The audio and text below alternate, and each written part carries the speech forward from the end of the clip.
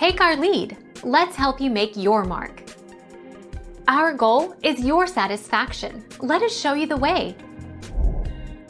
Ibuprofen and naproxen are both nonsteroidal anti-inflammatory drugs, known as NSAIDs, that reduce the production of something called prostaglandins, the chemicals that cause the uterus to contract and shed its uterine lining monthly.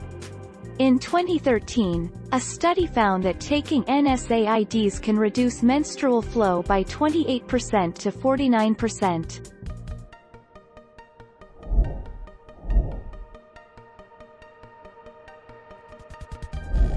Take our lead. Let's help you make your mark. Norethisterone tablets are pills to stop your period. They can be used to delay your period, for example when going on holiday.